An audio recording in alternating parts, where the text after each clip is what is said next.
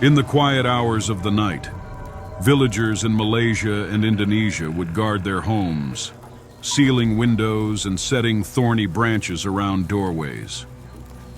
They weren't protecting themselves from wild animals or thieves. They were preparing for something much worse. They feared a creature said to float through the darkness. The Penanggalan. By day, she looked like an ordinary woman, blending seamlessly into the community. But by night, her head would tear free from her body, trailing glistening entrails as she soared through the air in search of blood. The thought alone was enough to leave entire villages gripped with paranoia. The Penanggalan is one of Southeast Asia's most infamous supernatural beings. According to legend, she begins as a human woman, but gains her monstrous nature through a curse or the practice of black magic. In some versions of the story, she is a midwife or healer who uses forbidden rituals to gain beauty, power, or immortality. But these gifts come with a horrifying price. At dusk, her head detaches from her body, leaving her torso behind to transform into a bloodthirsty predator. What makes the Penanggalan particularly terrifying is her choice of prey. She targets pregnant women and newborns, feeding on their blood to sustain her unnatural existence. Stories describe her slipping through cracks in walls or squeezing through narrow openings to reach her victims. Once inside, she would hover over the sleeping mother or child, silently draining them of life. The aftermath of her attacks often left entire families devastated, their loved ones mysteriously ill or dead. But the Penanggalan's most disturbing trait is her ability to hide in plain sight.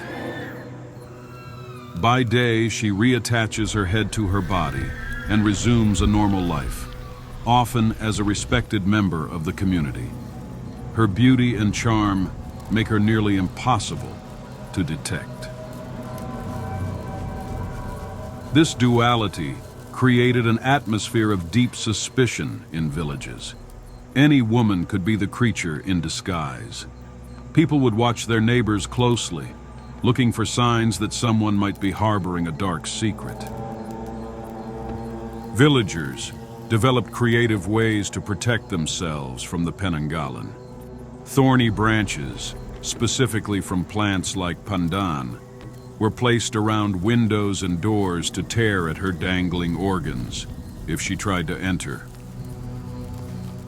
Pregnant women often kept scissors or knives under their pillows, believing these sharp objects could repel her.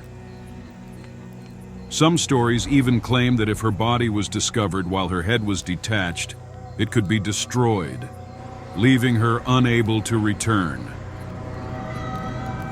The Penanggalan's legend is more than just a tale meant to frighten.